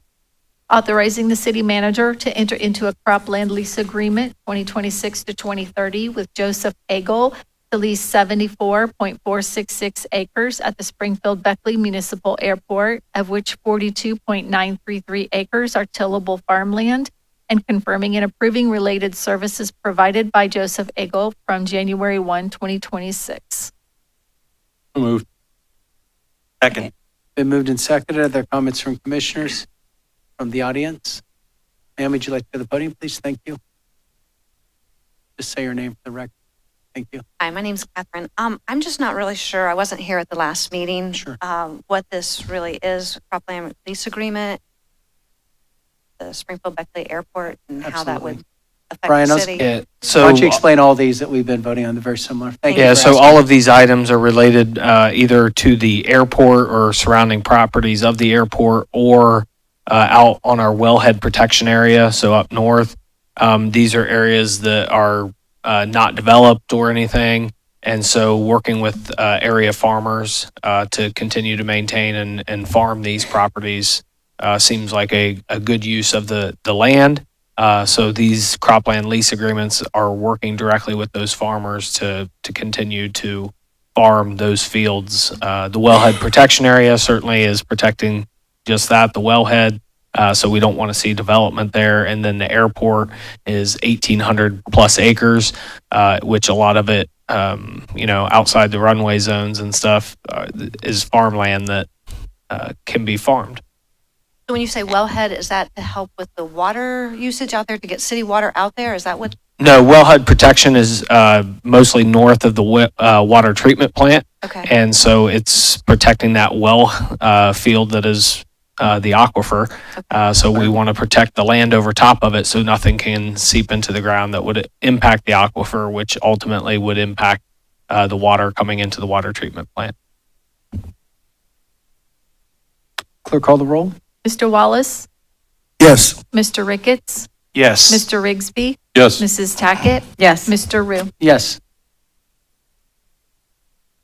Authorizing the city manager to enter into a cropland lease agreement 2026 to 2030 with Jeremy and Taylor Renner Farm to lease approximately 589.04 acres at and near the Springfield Beckley Municipal Airport in Clark County, Ohio, of which 505.1 acres are tillable farmland, and confirming and approving related services provided by Jeremy and Taylor Renner Farm from January 1, 2026.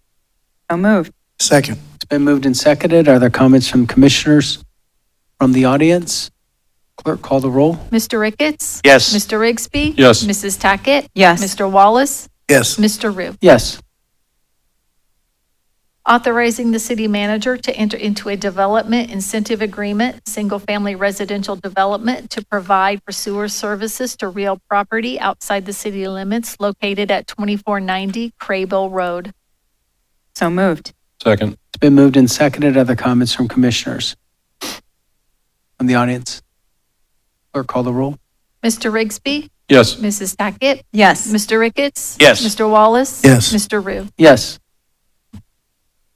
Authorizing the exercise of the city's option to renew the contract with Polydyne Incorporated for the purchase of liquid polymer for an amount not to exceed $84,120. So moved. Second. It's been moved and seconded. Comments from commissioners? What is the liquid polymer used for?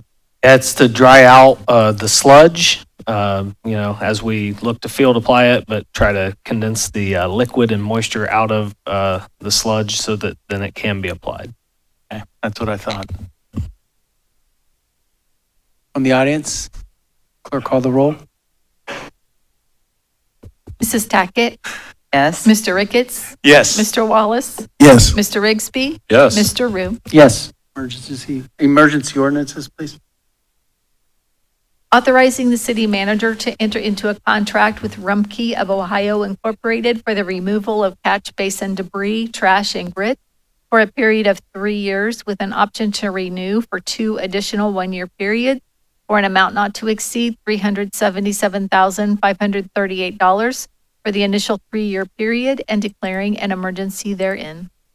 So moved. Second. Been moved and seconded. Comments from commissioners? Let's explain this just a little bit, Brian. Yeah, so as we collect the catch basin debris, trash, grit throughout, we take it back to our yard and put it in a dumpster. The previous contract that we held, that contractor used 12-yard dumpsters. Rumpke will be using a 20-yard dumpster, providing a 20-yard dumpster. So if you look at the contract amounts, it's a 35% increase over the previous contract, but we believe as this is a not to exceed amount, that we will actually see a significant decrease in terms of the number of times they have to come out and actually pick up the dumpster because we're using a 20-yard as opposed to a 12-yard. Excellent. Thank you. Comments from the audience? Clerk, call the roll. Mr. Ricketts? Yes. Mr. Wallace? Yes. Mrs. Tackett? Yes. Mr. Rigsby? Yes. Mr. Rue? Yes. Authorizing the city manager to enter into agreement number 43936 with MS Consultants Incorporated for the CLA CR 33-1.35 sidewalks, also known as CLA Bechtel sidewalks, PID number 118643 for an amount not to exceed $107,165 and declaring an emergency therein. So moved. Second. Been moved and seconded. Other comments from commissioners? From the audience? Clerk, call the roll. Mr. Wallace. Yes. Mrs. Tackett. Yes. Mr. Rigsby. Yes. Mr. Ricketts. Yes. Mr. Rue. Thank you, yes. I'm tired, sorry. Aye.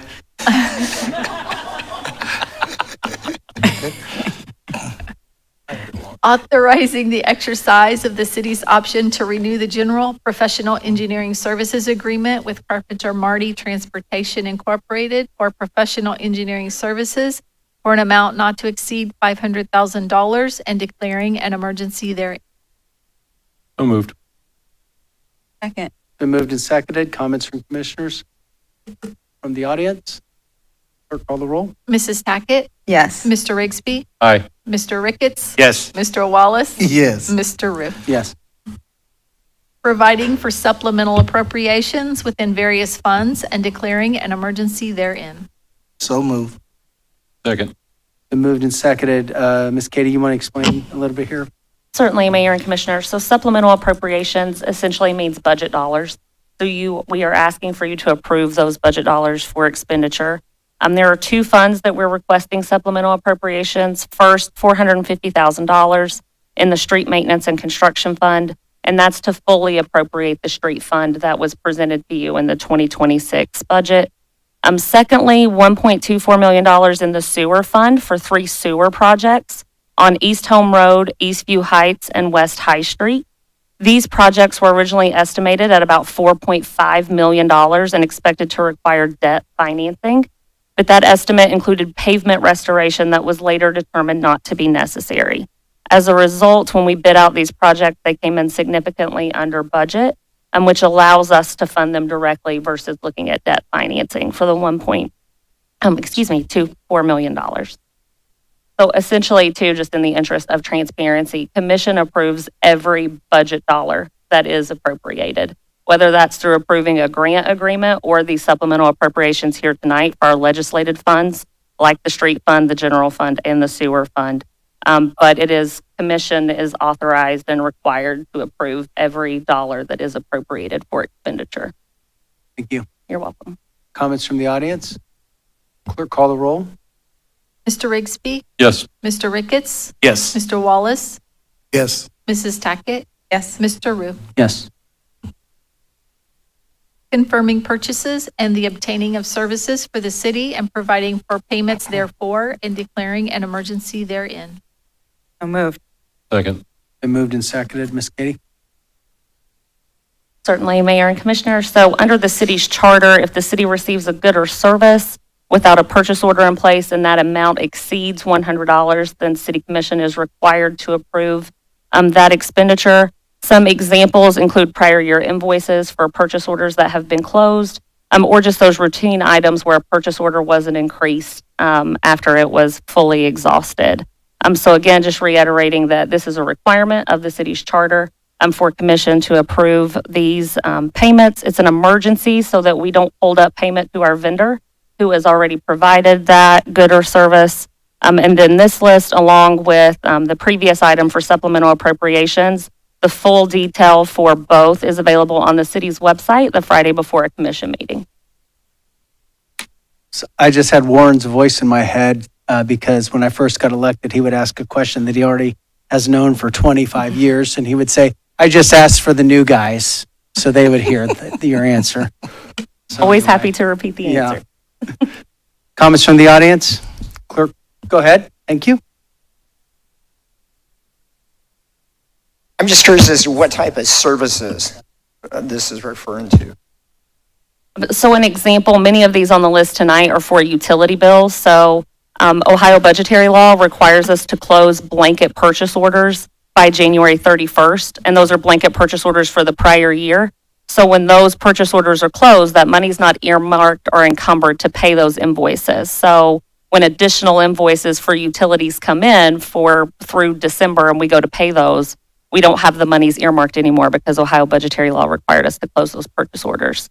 So Commission is approving those payments outside of those dollars that are earmarked or reserved through a purchase order. So is that why it's considered an emergency then, because of the fact that We've already, yes, so the money's the not electric utility has already been provided. We have a bill with a due date with Ohio Edison.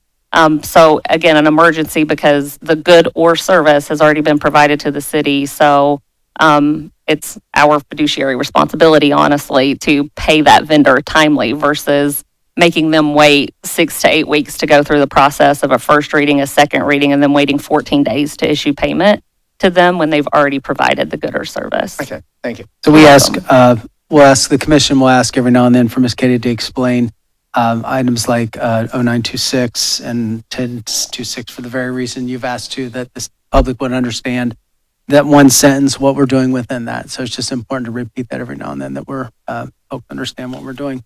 Certainly. Clerk, call the roll. Mr. Ricketts? Yes. Mr. Wallace? Yes. Mr. Rigsby? Yes. Mrs. Tackett? Yes. Mr. Rue? Yes. Is there any new items on the agenda? There are none. Okay. Commission announcements and acknowledgements. I just have one. Would like to let the public know, Ohio Means Jobs and the Springfield Partnership are collaborating for their 16th Clark County Job Fairs, April 14th. And from 11:30 to 1:30 is for high school seniors. So dress to impress young men and women. And then from 1:30 to 4:30 is for adults. And that's at the Hollenbeck, which is 275 South Limestone Street, Springfield, Ohio. I just want to congratulate the community and our Springfield Fire Department on opening Fire Station number 5 last week. And for all the city staff, including our city manager who worked on that project to complete it. It's a beautiful station, and it's definitely a staple of the community and a reflection of how much we appreciate our fire department. I also want to thank everyone that came out to celebrate International Women's Day last Friday. We had hundreds of women show up. Thank you to the Myers Market for being a partner with that and letting us use the space. It was the 8th year that we have done that. And in conjunction with that and kind of tied into it, I want to go ahead and thank the city staff who have worked for our next meeting, which will be geared towards Women's Month. And so I encourage all of our female citizens to come in and just be a part of that on the 24th. Rigsby. I'd like to just make an announcement. On April 25th, there's going to be a Springfield Community Cleanup Day. It's free. That's pretty key to me. You can bring unwanted household items, yard debris, furniture, electronics, clothing, tires, general trash. They do need volunteers to help with traffic control and direction, surveys, and check-in, as well as some other duties. If you'd like to volunteer for it, you can go to our website, springfieldohio.gov. In order to participate in the trash disposal, you must show proof of residency. The other thing I have to say, just to sort of piggyback on to what Commissioner Tackett has said, or Vice Mayor Tackett has said, I attended the new Station 5 opening. This is a magnificent thing for our community. I don't know how many of you were familiar with the old 5s, but it was back down off of Commerce. Tough to get into, tough to get out of. This is going to help improve response times to the communities. Every one of our engine houses is not just busy, they're super busy. We're one of the busiest fire departments in the state of Ohio, really exceeded only by 1 or 2 other departments. So every second that we can shave off of response times means that it's a quicker time for an ambulance or a fire truck to get to your house. This asset is going to be something that the community will use for many years to come, and it's going to provide a place for our firefighters, the men and women who serve our community, to live in a much, much better condition. So I just want to congratulate really the city and the fire department on this milestone achievement. Also, our fire department has been voted the best in the state, so that's something I'm going to say until I probably run out of breath. That's awesome. Is there a motion to conclude the meeting? So moved. Second. It's been moved and seconded. Clerk, call the roll. Mr. Ricketts? Yes. Mr. Rigsby? Yes. Mrs. Tackett? Yes. Mr.